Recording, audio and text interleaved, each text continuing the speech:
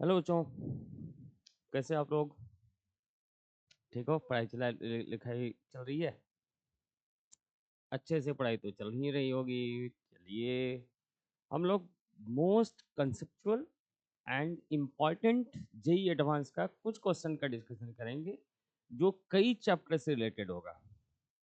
कई उसमें कॉन्सेप्ट होंगे और सब टॉपिक का इसमें रिवीजन हो जाएगा। बच्चे, जेई मेन पर्पज से भी आपको तैयार हो जाएगा, नीट का भी तैयार हो जाएगा, और एडवांस लेवल का क्वेश्चन तो है ही है। ये बात सोचिएगा, एडवांस लेवल का है तो एडवांस में ही कॉन्सेप्ट तो ही रहेगा ना। छोटा पार्ट पूछेगा जेई मेन में और सिंपल पूछेगा नीट एग्जाम में। देखते हैं क्या क्या इसके क्वेश्चन हैं। ठीक है, तो पहले क्वेश्चन पे हम आ जाते हैं। The first question of this session is, ये बहुत ही अच्छा इलेक्ट्रोकेमिस्ट्री का फर्स्ट क्वेश्चन है। पढ़ लीजिए क्या कह रहा है, और ईमानदारी से वीडियो को पॉज करके पहले खुद ट्राई कीजिएगा, फिर देखते हैं सोल्यूशन क्या मिलने वाला है। Hydrogen electrode may be conceptually the simplest electrode and is the basis for our reference state of electrical potential in electrochemical system. हम लोग जानते हैं रेफरेंस इलेक्ट्रोड हाइड्रोजन इलेक्ट्रोड है। हाइड्रोजन आयन का स्टैंडर्ड रिडक्शन पोटेंशियल 0 मानते हुए दूसरे का कैलकुलेट करते हैं, है कि नहीं? ये रेफरेंस है अपना। It is cumbersome to use therefore several substitutes, इसके लिए कई सब्स्टिट्यूट्स भी हैं। अल्टरनेटिव मेथड भी है रेफरेंस लेने का। और वो जो डिवाइस किया गया, एक क्वीन हाइड्रोन इलेक्ट्रोड है और हाइड्रोक्विनोन भी है।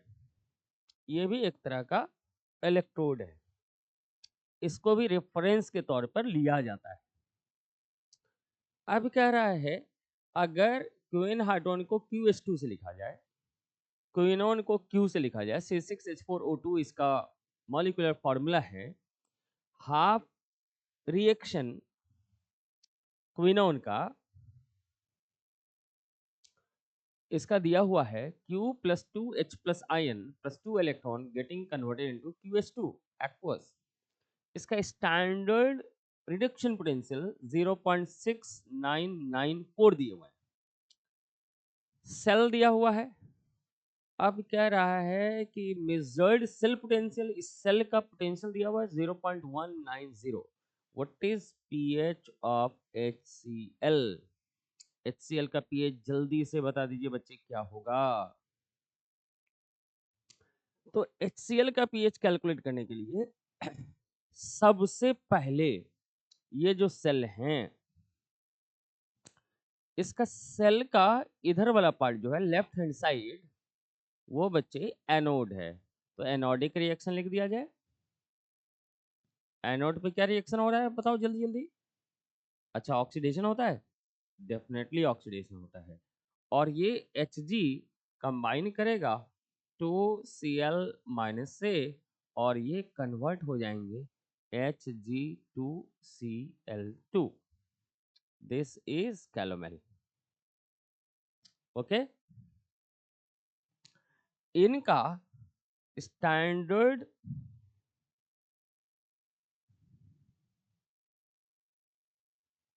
रिडक्शन पोटेंशियल, रिवर्स चलेंगे तो स्टैंडर्ड रिडक्शन पोटेंशियल आएगा। कुछ ना कुछ तो होगा ही होगा, उसी का उल्टा कर देंगे तो ऑक्सीडेशन होगा। स्टैंडर्ड इलेक्ट्रोड पोटेंशियल 0.27 है वोल्ट। कितना वोल्ट है इसका? चलिए, एनोडिक पार्ट पे ये ऐसा रिएक्शन हो रहा है। अब कैथोड पे क्या होंगे बच्चे? रिडक्शन। डेफिनेटली रिडक्शन होगा कैथोड पे। एनोड पे ऑक्सीडेशन होते हैं, आप जानते हो। Q जो क्विनोन है, 2H plus ion plus 2 electron gets converted into QH2। इनका reduction potential, standard reduction potential 0.6994 है। ओके, चलिए नेट सेल रिएक्शन क्या होगा, add this to Hg plus 2Cl minus Q2H plus ion, electron will get cancelled, Hg2Cl2 plus of QH2. Okay, जल्दी से इस net cell reaction जो हो रहे हैं उनका स्टैंडर्ड सेल पोटेंशियल बताइए। अच्छा आप जानते हो, right minus left in terms of reduction, cathode minus of anode, so cathode 0.6994 minus 0.27, ये सेल के पोटेंशियल आ गए। ठीक है, समझ में आ रहा है आपको? चलिए स्टैंडर्ड वैल्यू आ गए, तो स्टैंडर्ड वैल्यू अगर आ गया है तो हमें लिखना है नट्स इक्वेशन। तो नट्स इक्वेशन लिखो बेटा जल्दी से। तो नट्स इक्वेशन अगर लिखा जाए तो ये E cell will be equal to, which is given to you, this is given as 0.190, this is standard cell potential minus of 0.059 या 2.303 RT divided by NF। तो ये जो 2.303 RT by F का वैल्यू 0.059 है, और N नंबर ऑफ इलेक्ट्रॉन का coefficient कितना है, वो 2 है, तो लगा दिया लॉग ऑफ, तो लॉग के अंदर क्या वैल्यू लिखा जाए बच्चे, वही Q। अब जो Q का वैल्यू है, ये जो Q है वो basically product divide by reactant का एक्टिविटी। सो ये सॉलिड है, ये भी सॉलिड है, एक्टिविटी 1 डिवाइडेड बाय ये लिक्विड है, एक्टिविटी 1। तो कह सकते हैं हाइड्रोजन आयन का एक्टिविटी स्क्वायर क्लोराइड आयन के एक्टिविटी का स्क्वायर। अब ये दोनों HCl में है, तो HCl में दोनों बराबर है, activity of H plus ion is equal to activity of Cl minus. Okay, activity लिया जाता है बेसिकली। अच्छा कॉन्सेंट्रेशन भी कह सकते हैं, डाइल्यूट सॉल्यूशन के लिए जितना एक्टिविटी कोफिशिएंट 1 है, तो जो एक्टिविटी है उसका कॉन्सेंट्रेशन है, राइट टर्म है एक्टिविटी। अब इन दोनों का इक्वल है, तो कह सकते हैं ये दोनों इक्वल है, तो क्लोराइड आयन को हाइड्रोजन आयन के इक्वल कर दीजिए, तो हाइड्रोजन आयन का एक्टिविटी पे पावर 4 हो जाएगा, हाइड्रोजन आयन का एक्टिविटी का पावर 4 हो जाएगा।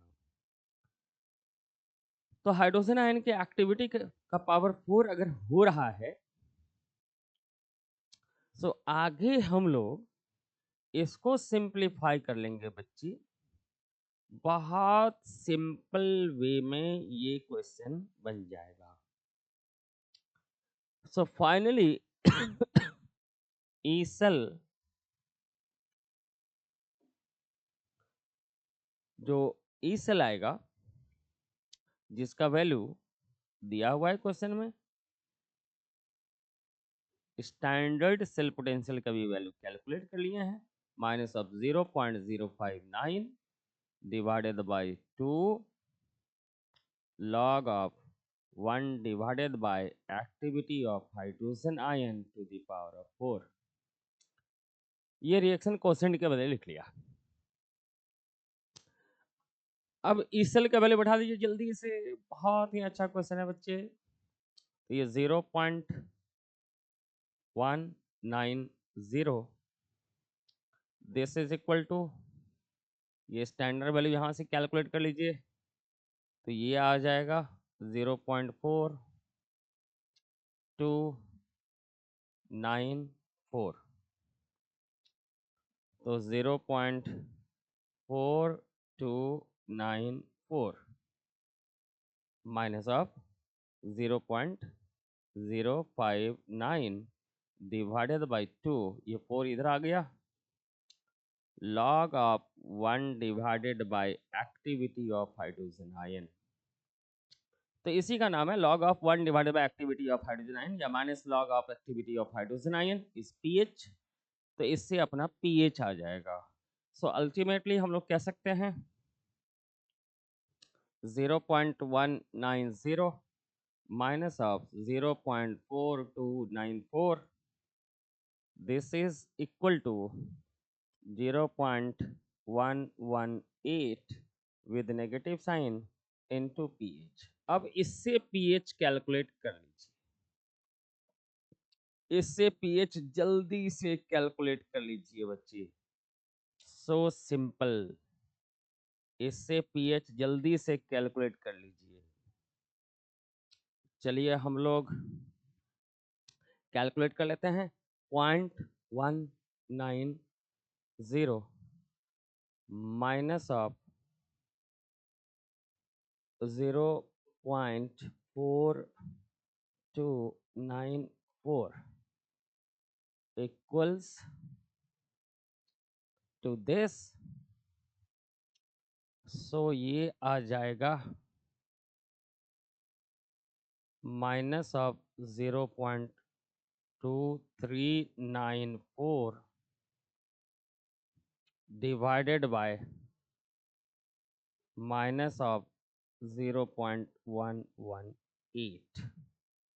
ओके बच्चे, सो ये रिजल्ट को हम लोग डिवाइड कर देते हैं, minus of 0.118, this is equal to, so ये अगर कैलकुलेट कर लें तो इसका वैल्यू लगभग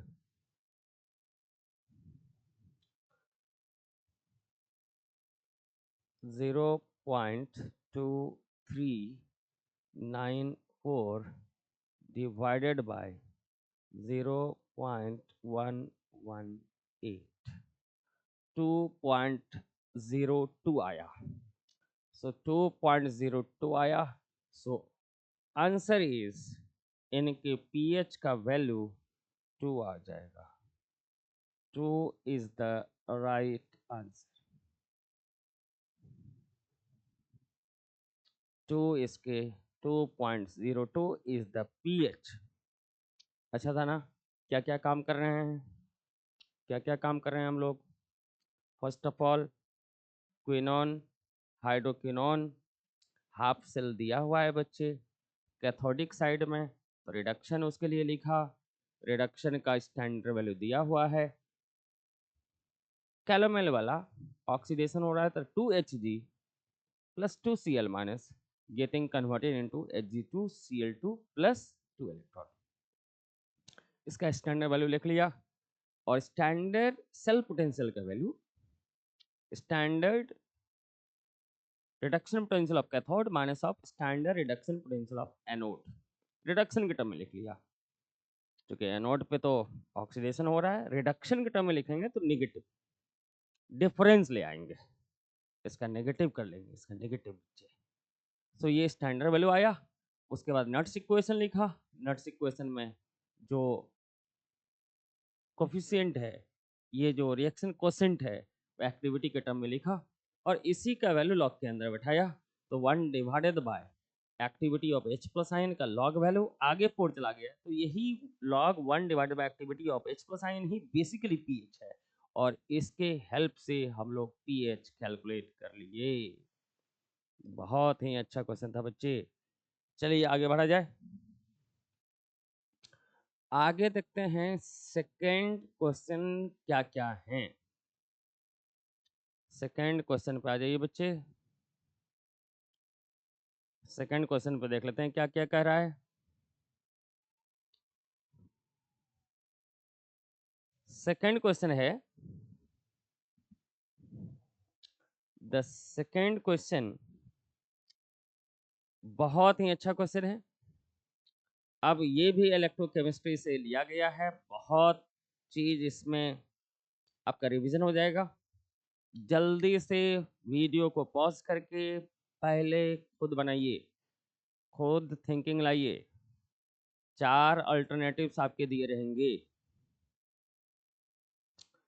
क्या कहा जा रहा है बच्चे? जिंक सॉलिड है, ZnCl2 में बदल रहे हैं। ब्रैकेट में इसके मोल पर केजी के हिसाब से क्वांटिटी दिए हुए हैं और कैलोमेल के साथ रिएक्शन है। स्टैंडर्ड वैल्यू जिंक का भी कैलोमेल का भी दिया गया है। ईएमएफ ऑफ द सेल दिया हुआ है। करंट क्वेश्चन लिखिए, सो सिंपल। स्टैंडर्ड ईएमएफ बताइए, डेल्टा जी बताइए, फ्री एनर्जी में चेंज बताना है और standard free energy change calculate करना है और इस रिएक्शन का इक्विलिब्रियम कांस्टेंट चाहिए। इस रिएक्शन का इक्विलिब्रियम कांस्टेंट चाहिए बच्चे। डेल्टा एच और डेल्टा एस भी चाहिए। इतना पॉसिबिलिटी है क्वेश्चन के। तो चलिए सोल्यूशन पे आ जाते हैं, देखते हैं आपने क्या बनाया है। सबसे पहले नट्स इक्वेशन बताइए बच्चे कैसे होगा। तो नट्स इक्वेशन में इधर लेफ्ट हैंड साइड एनोड है, एनोडिक रिएक्शन। एनोड पर जो रिएक्शन होंगे वो जिंक कन्वर्ट होगा जिंक +2 में और with the loss of 2 electron. यही जिंक क्लोराइड में जिंक +2 में है। चलिए सेकेंड वाला में जो राइट हैंड साइड है वो कैथोड है और कैथोडिक रिएक्शन में Hg2Cl2 जो कैलोमेल जिसका नाम है वो इलेक्ट्रॉन लेगा और बदल जाएगा 2Hg लिक्विड में +2Cl माइनस एक्वस। ओके बच्चे, सो दोनों को ऐड करके लिख दीजिए। सो इससे सेल का रिएक्शन आ जाएगा। तो सेल रिएक्शन क्या हो जाएगा? Zinc plus of Hg2Cl2 getting converted into zinc +2 plus of 2Cl minus, इसको ZnCl2 भी लिखा जा सकता है बच्चे, 2Hg liquid. So what will be nuts equation? Nuts equation लगा दीजिए। E cell this is equal to standard cell potential minus of 0.059 divided by 2 log of activity of Zn ion, activity of Zn ion +2 into activity of Cl minus का square. बाकी ये liquid का 1, ये solid है तो 1, उधर zinc solid है। अब नट्स इक्वेशन तो लिख दिया भाई। करे स्टैंडर्ड, तो स्टैंडर्ड के लिए बताइए। अभी हम लोगों ने आपने पढ़ाई है इसको, स्टैंडर्ड सेल पोटेंशियल। सो कैथोडिक राइट का रिडक्शन पोटेंशियल माइनस लेफ्ट का reduction potential.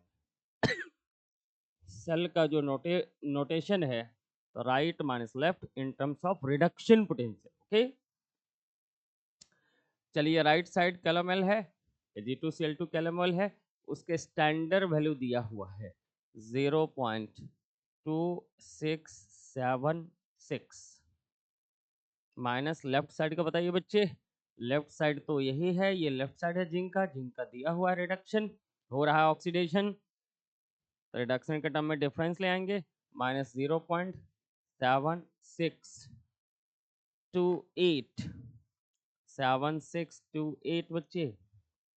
So standard reduction potential will be equal to 0.2676 plus of 0.7628. कह सकते हैं कैथोड का reduction potential plus direct anode का रिडक्शन और एनोड का ऑक्सीडेशन पोटेंशियल दोनों ऐड हो जाएगा रिडक्शन और ऑक्सीडेशन से, या रिडक्शन के टर्म में लाना है तो राइट माइनस लेफ्ट आप जानते हो। तो अब जल्दी से ये बता दीजिए स्टैंडर्ड सेल पोटेंशियल का वैल्यू कितना आया, जल्दी से डू इट फास्ट, जल्दी बता दीजिए बच्चे, इसका वैल्यू कितना आना चाहिए। अब यहाँ पर आ जाएगा 0.2676 plus 0.7628. So what will be standard value for this?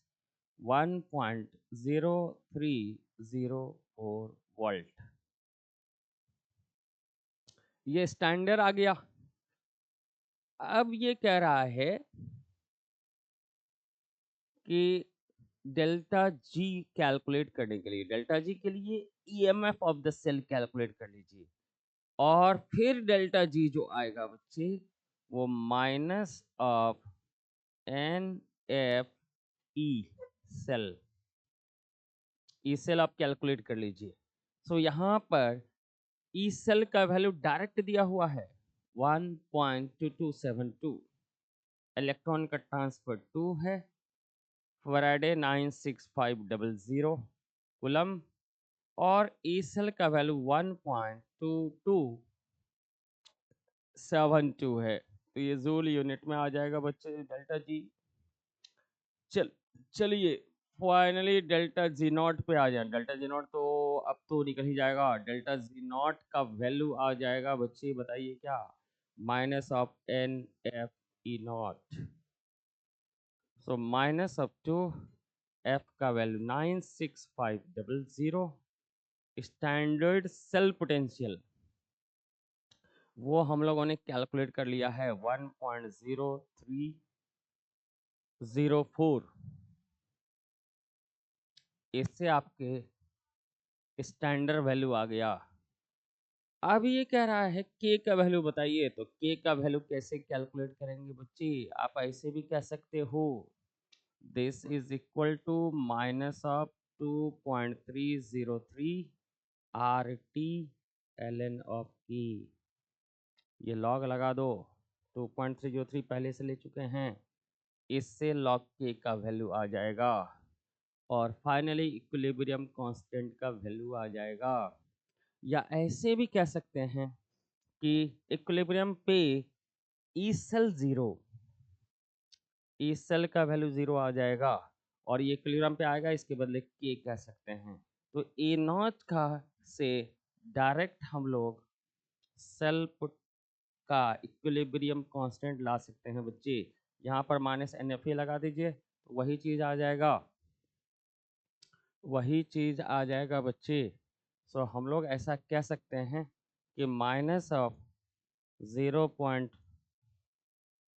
A not of the cell, ये माइनस इधर गया तो प्लस बन जाएगा, divided by 2 log of K, standard value 1 आ चुका है, स्टैंडर्ड सेल पोटेंशियल 1 आ चुका है, उससे इक्विलिब्रियम कांस्टेंट का वैल्यू आ जाएगा, इससे इक्विलिब्रियम कांस्टेंट का वैल्यू आ जाएगा, बिल्कुल आसान सा है। अब चलिए जल्दी से हम लोग जो फाइनल क्वेश्चन है कर रहा है टेम्परेचर कोफिशिएंट, टेम्परेचर कोफिशिएंट दे रखे हैं बच्चे, टेम्परेचर कोफिशिएंट ऑफ ईएमएफ दिया हुआ है, बहुत ही इंपॉर्टेंट है, temperature coefficient of EMF del E divided by del T at particular pressure P, इसका वैल्यू हम लोग जानते हैं कि del S divided by n F, entropy में चेंज है, तो इन्हीं का वैल्यू अगर दिया हुआ है तो माइनस ऑफ 4.52 इंटू 10⁻⁻⁴ वोल्ट पर केल्विन, इससे एंट्रोपी में चेंज आ जाएगा, ये 2 है, इलेक्ट्रॉन का लेन देन 2 हुआ है, इंटू 96500। डेल्टा एस के वैल्यू आ गए हैं, डेल्टा एस का वैल्यू आ गया है यहाँ से। अगर डेल्टा एच कैलकुलेट करना चाहें तो वो भी कैलकुलेट हम लोग कर सकते हैं बच्चे। Delta G delta H minus of T delta S. ये डेल्टा जी आ चुका है, डेल्टा एस भी आ चुका है। अब बताइए क्या आ जाएगा, डेल्टा एच आ जाएगा। Delta H is equal to delta G plus of T delta S. कई तरह के कॉन्सेप्ट इसमें इन्वॉल्व थे, कई तरह के कॉन्सेप्ट इसमें इन्वॉल्व थे। बहुत ही कंसेप्चुअल प्रॉब्लम है। बाकी तो हम लोग कैलकुलेशन पार्ट तो इजीली कर सकते हैं। कैलकुलेशन तो क्या क्या इसमें था बच्चे बताइए। कैरेसल दिया हुआ है रिप्रेजेंटेशन उसका, एक जगह मेटल मेटलाइन जिंक और जिंक क्लोराइड। उसके बाद फिर इनका कैलोमेल का स्टैंडर्ड और जिंक का स्टैंडर्ड रिडक्शन पोटेंशियल दिया हुआ है। इससे हम लोग स्टैंडर्ड सेल पोटेंशियल आएंगे, उससे डेल्टा जी नॉट आएगा। या स्टैंडर्ड वैल्यू से डायरेक्ट बताइए क्या लॉग के का वैल्यू आ जाएगा, है कि नहीं। तो डेल्टा जी भी आ गया। डेल्टा जी कैसे आएगा, ई सेल से, और ई सेल का वैल्यू खुद दिया हुआ है बच्ची। ई सेल का वैल्यू खुद दिया हुआ है, EMF of the cell is given to you, EMF of the cell दिया हुआ है। सो इससे डेल्टा जी आ गया। फिर टेम्परेचर कोफिशिएंट ऑफ ईएमएफ से डेल्टा एस आ जाएगा। डेल्टा एस का वैल्यू टेम्परेचर, अगर टेम्परेचर रूम टेम्परेचर रख दें, रूम टेम्परेचर पे कैलकुलेशन है 0.059 2.303 RT बाई एन एफ। तो टी जो लेते हैं 298 केल्विन, यहाँ 298 केल्विन लेना है। डेल्टा जी का वैल्यू ऑलरेडी कैलकुलेट कर लिए हैं, डेल्टा एस का वैल्यू ऑलरेडी कैलकुलेट कर लिए हैं। इससे डेल्टा एच आ जाएगा, एंथैल्पी में चेंज आ जाएगा, इससे एंथैल्पी में चेंज आ जाएगा, है ना। बहुत अच्छा क्वेश्चन था ना बच्चे। चलिए आगे बढ़ा जाए, आगे देखते हैं क्या कह रहा है वो। आगे है हम लोगों का careful measurement of EMF of the cell. Cell is given to you, hydrogen है और इनके जो इलेक्ट्रोलाइट हैं ये स्टैंडर्ड वैल्यू है, याद रखिएगा। यहाँ पर ये स्टैंडर्ड वैल्यू है, स्टैंडर्ड वैल्यू है ये बच्ची, ये स्टैंडर्ड पी नॉट का वैल्यू है। स्टैंडर्ड वैल्यू 1 बार लेते हैं। NaOH इलेक्ट्रोलाइट है इसके, NaCl है, दूसरे कंपार्टमेंट में कैथोडिक साइड AgCl और Ag है। कह रहा है कि टेम्परेचर इन डिग्री सेल्सियस 20, 25, 30, तीन टेम्परेचर पे ईएमएफ का वैल्यू वोल्ट में ये सब लिया गया है। इससे पता करना है कि पी के डब्ल्यू कितना आएगा, स्टैंडर्ड एंथैल्पी कितना आएगा, entropy of the autoprotolysis of water कितना आएगा। वाटर का ऑटोप्रोक्लासिस H प्लस आयन और OH माइनस आयन बदलता है, डिसऑर्डर्ड हो रहा है दो तरह के आयन में, एंट्रोपी तो बढ़ेगा ही बढ़ेगा बच्चे। चलिए जल्दी से इस क्वेश्चन को डील कर लिया जाए। क्वेश्चन है, सबसे पहले हम लोग लिखेंगे एनोड पे, लेफ्ट हैंड साइड एनोड होता है तो H2 ये बदल गया 2H प्लस आयन में प्लस ऑफ 2 इलेक्ट्रॉन में। इसका स्टैंडर्ड वैल्यू रेफरेंस के पर्पज से 0 लिया जाता है। 1 मोलर कॉन्सेंट्रेशन 1 बार प्रेशर पे, स्टैंडर्ड वैल्यू 0। फिर 2H plus ion, electrolyte basic NaOH है बेसिक मीडियम में, इस तरह से H plus ion OH minus ion से कंबाइन करेगा 2H2O बनाएगा। इसका इक्विलिब्रियम का वैल्यू होगा वाटर का आयनिक प्रोडक्ट, उसका रिवर्स है 2 से मल्टीप्लाइड है तो ऐसा कर देते हैं, ऐसा कर दिया जाए इक्विलिब्रियम कांस्टेंट। अगर इक्विलिब्रियम कांस्टेंट इतना है तो डेल्टा जी नॉट का वैल्यू यहाँ से कैलकुलेट कर लीजिए बच्चे, माइनस ऑफ 2.303 RT। टेम्परेचर 25 पे पूछा जा रहा है, log of 1 divided by KW का स्क्वायर। चलिए अब कैथोड, ये सब एनोड पे हो रहा है, अब कैथोड पे देखते हैं क्या होता है। कैथोड पे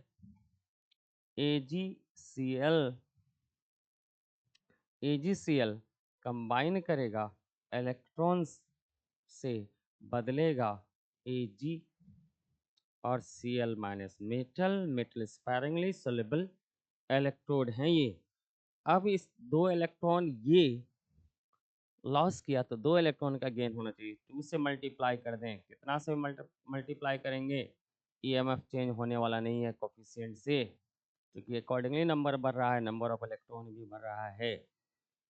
अब इनका जो है, इनके जो स्टैंडर्ड वैल्यू है वो आपको दिया रहेगा, और स्टैंडर्ड वैल्यू ये 0.22 है। केएसपी से भी ला सकते हो, केएसपी इसका 10⁻⁻10 है, तो सिल्वर आयन का 0.8 आता है। इससे आप पर छोड़ दिए हैं केएसपी से स्टैंडर्ड वैल्यू एजीसीएल का कितना आएगा, सिल्वर आयन का 0.8 है। ये आप पता कर सकते हैं, कमेंट करके बताइएगा कैसे लाया जा सकता है। चलिए ये वोल्ट है, इतना वोल्ट केएसपी से ले आया, फिर डेल्टा Z0 3 का वैल्यू कहा जाए माइनस ऑफ NFE0। अब नेट रिएक्शन इसमें लिख दिया जाए। नेट रिएक्शन क्या हो रहा है बच्चे, सो H2 plus of 2AgCl plus of 2OH minus ion getting converted into 2Ag plus of 2Cl minus plus of 2H2। So इनका जो फ्री एनर्जी चेंज लिख देते हैं delta Z0, this is equal to, यहाँ पर मान लेते हैं Z0 ऑफ 1, ये तो 0 आएगा, माइनस NFP, ई का वैल्यू इसके लिए 0 है, तो hydrogen getting converted into hydrogen ion, इसका standard gives free energy change 0 है। So delta Z0 of 1 plus of delta Z0 of 2 plus of delta Z0 of 3 आ जाएगा। ये अपना 0 है बच्चे। डेल्टा Z0 ऑफ 2, ये 2 वाला वैल्यू है, हम कह सकते हैं माइनस ऑफ 2.303 RT25, मतलब 298 केल्विन पे लेने हैं। 2 को बाहर कर दीजिए और log of 1/kW, log of 1/kW कहलाएगा PKW, माइनस लॉग KW, वही PKW यहाँ से आ जाएगा।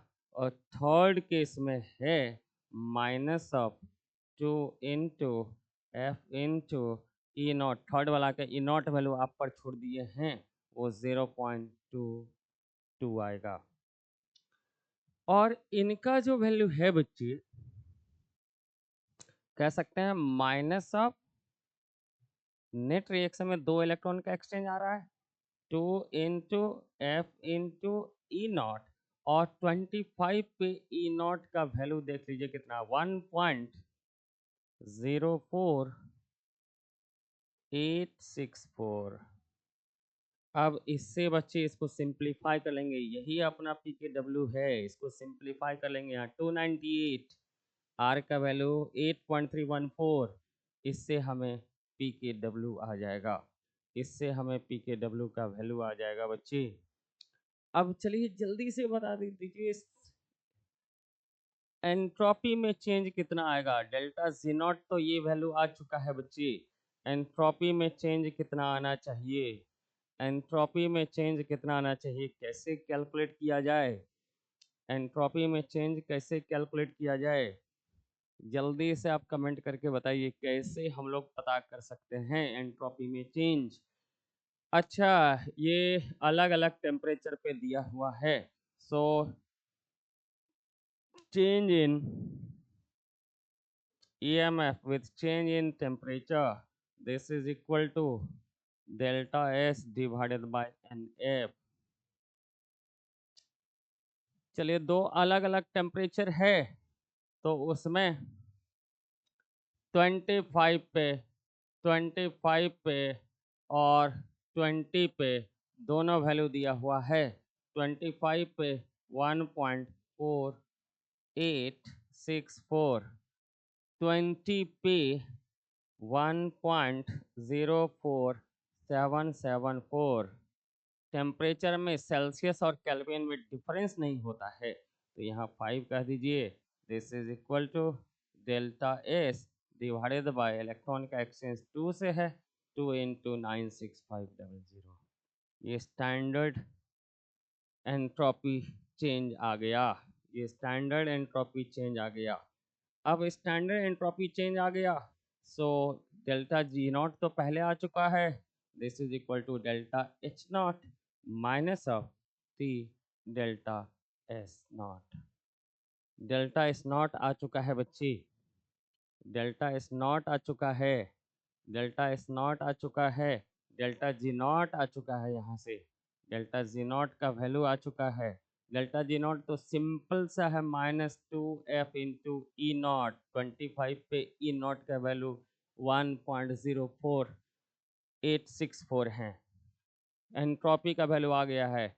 अब डेल्टा एच का वैल्यू आ जाएगा, delta H not delta G not plus of T delta S not.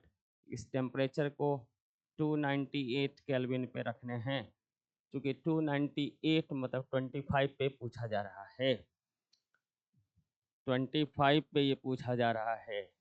इस तरह से ये क्वेश्चन बनेंगे, कई चीज इसमें शामिल थे, है ना।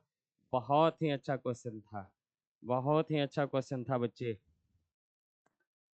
चलिए अब जल्दी से थर्ड क्वेश्चन पे आ जाएं, देखते हैं थर्ड क्वेश्चन इसने क्या कहा है। और आगे थर्ड क्वेश्चन आ जाओ, थर्ड क्वेश्चन पे आ जाएं बच्चे, थर्ड क्वेश्चन पे देखते हैं क्या कह रहा है।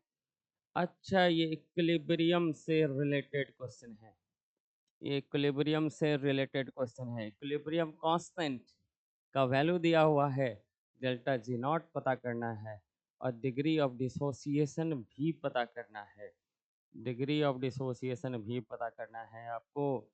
ब्रोमीन गैस को इंट्रोड्यूस किया जाए in a container with excess solid iodine, pressure and temperature are held 0.164 and 25 degrees Celsius. Find the partial pressure of IBR at equilibrium. Assume that all the bromine is in liquid form and the vapor pressure of iodine is negligible.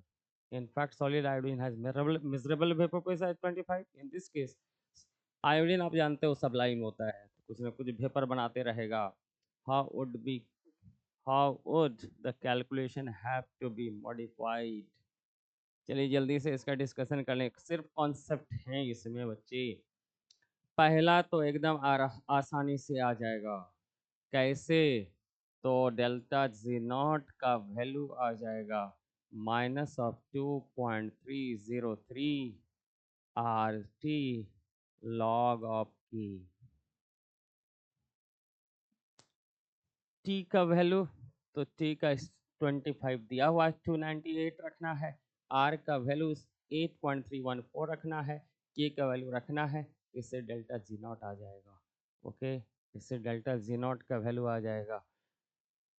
अब degree of dissociation पता करना है, तो degree of dissociation पता करना है। Solid को consider मत कीजिए, iodine solid plus a Br2 gas getting converted into 2IBr। मान लेते हैं इसका स्टार्टिंग प्रेशर पी नॉट था, 1 में से अल्फा घटा है, तो ये 2 अल्फा बनेगा, पी नॉट में से इंटू पी नॉट कह दिया। ओके बच्चे, तो टोटल प्रेशर के टर्म में, टोटल प्रेशर के टर्म में तो ये आ जाएगा, टोटल प्रेशर को पी टी कह दिया, ये टोटल प्रेशर है।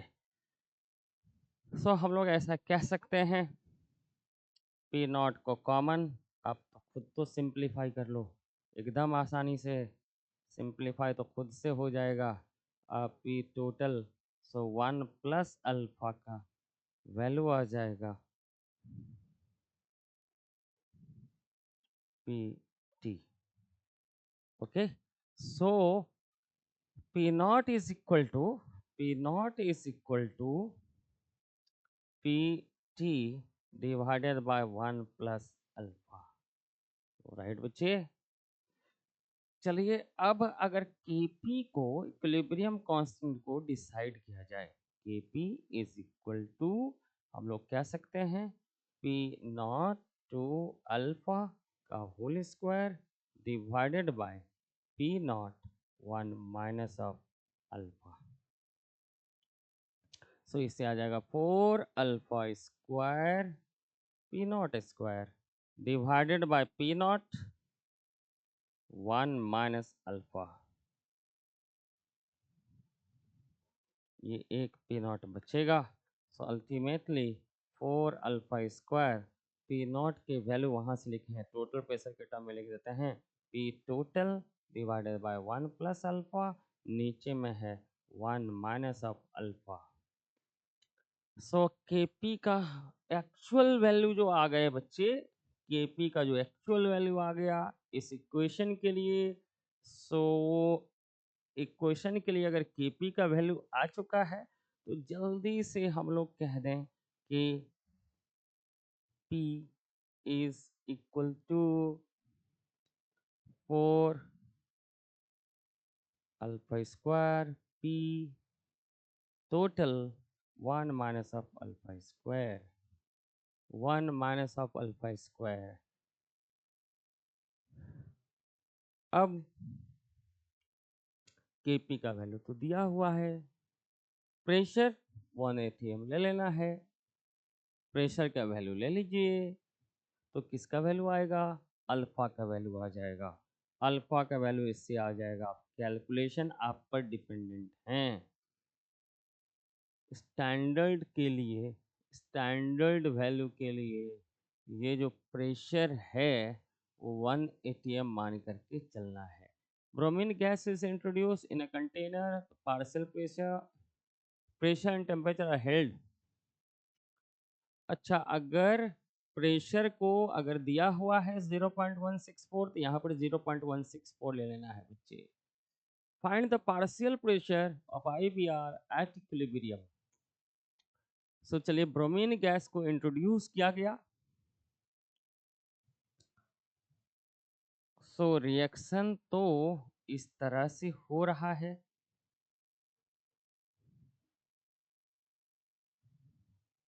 गेटिंग कन्वर्टेड इनटू 2IBR, ये गैसियस फेस में है, 0.164 लिया गया माइनस ऑफ पी, तो इधर 2p बना देंगे बच्चे। सो Kp का वैल्यू दिया हुआ है, Kp सॉलिड को इग्नोर कर दिया जाए, 2p का whole square divided by 0.164 minus of p।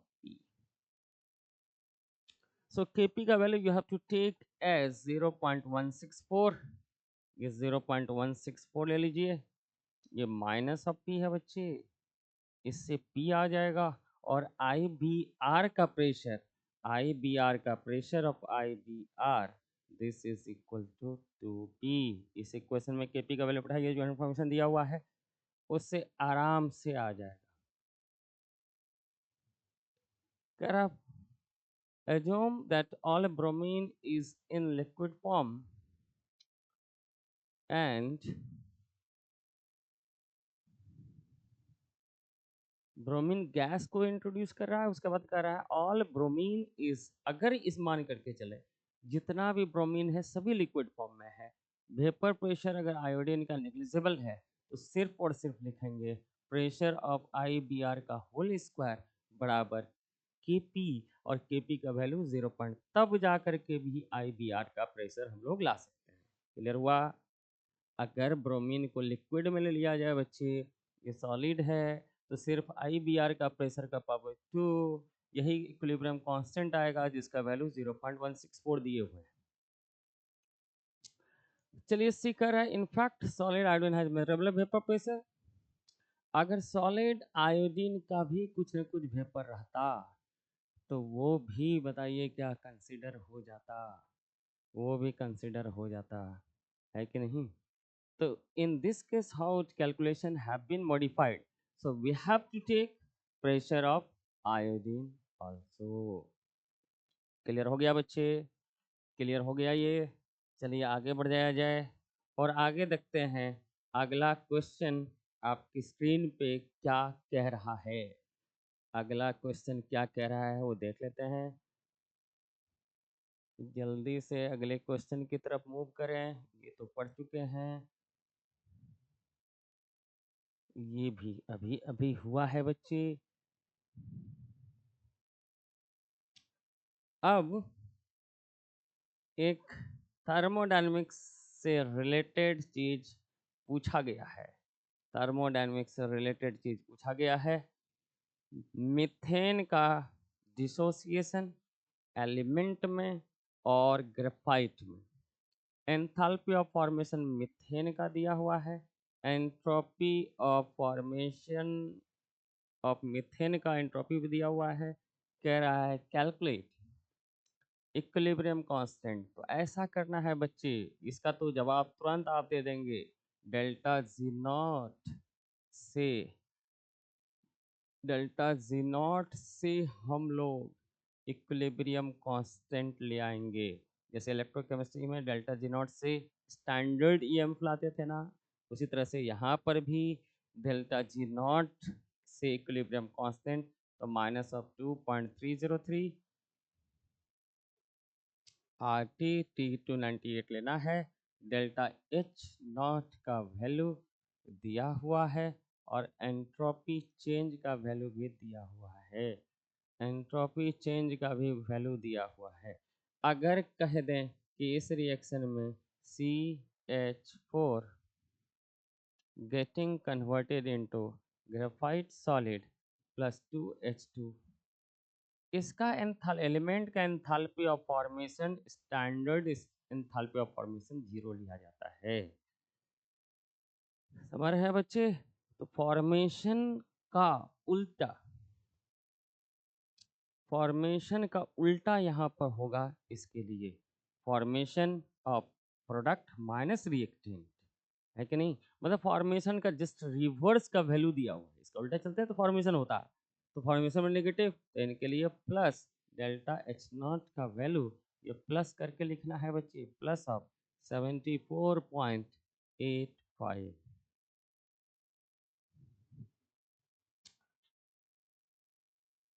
Entropy formation का दिया हुआ है माइनस में, तो ठीक इसका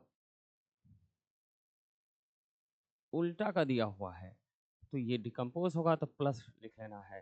डेल्टा एस नॉट का वैल्यू आ जाएगा 80.67। फॉर्मेशन क्या होता है फिर जल्दी से क्विकली रिवीजन कर लें। एलिमेंट से स्टैंडर्ड स्टेट में, एलिमेंट से 1 मोल, नेचुरल स्टेट में एलिमेंट से 1 मोल किसी भी चीज़ का बना लेना है। कोई भी चीज़ का 1 मोल बनाना है बच्चे, उसके अपने एलिमेंट से at natural state, standard state, वो कहलाएगा एंथैल्पी ऑफ फॉर्मेशन। तो मीथेन बनना, तो मीथेन को बनाएंगे कार्बन ग्राफाइट से प्लस 2H2 से, मीथेन बना, तो इसके लिए वैल्यू नेगेटिव है, तो डिकम्पोजिशन के लिए क्या होगा पॉजिटिव। इनका एंट्रोपी नेगेटिव है तो इसका क्या होगा, नेगेटिव होगा, स्टेट फंक्शन है बच्चे। अब ये कह रहा है ये वाला चीज जो है स्टैंडर्ड वैल्यू दिया हुआ है बच्चे, standard enthalpy of formation is independent of temperature, calculate equilibrium constant value.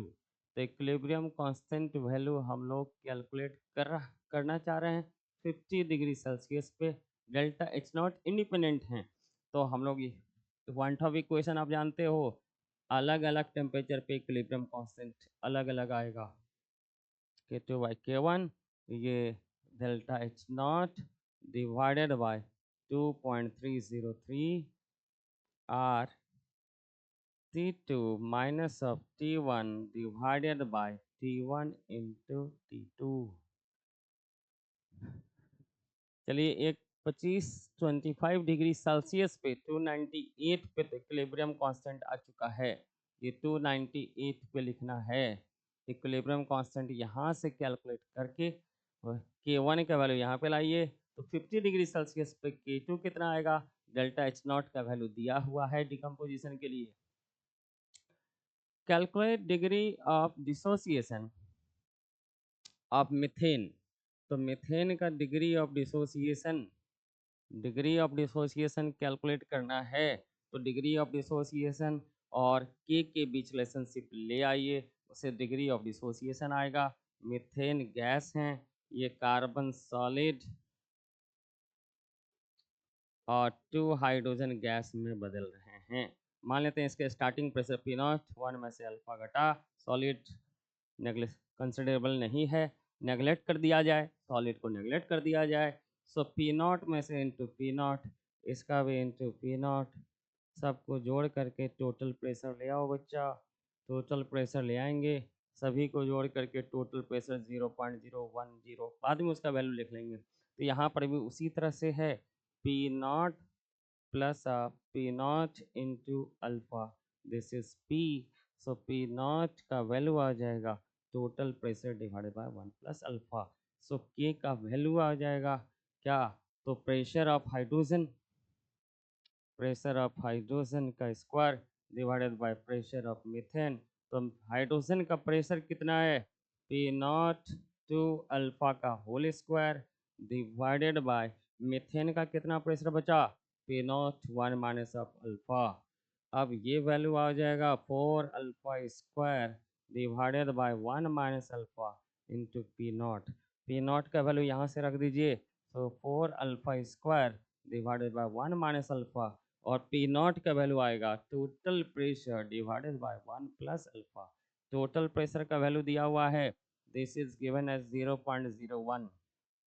के का वैल्यू यहाँ से ला चुके हैं, के का वैल्यू यहाँ से लाइए 25 वाला पे, 25 वाला के का वैल्यू रख देंगे तो डिग्री ऑफ डिसोसिएशन आ जाएगा।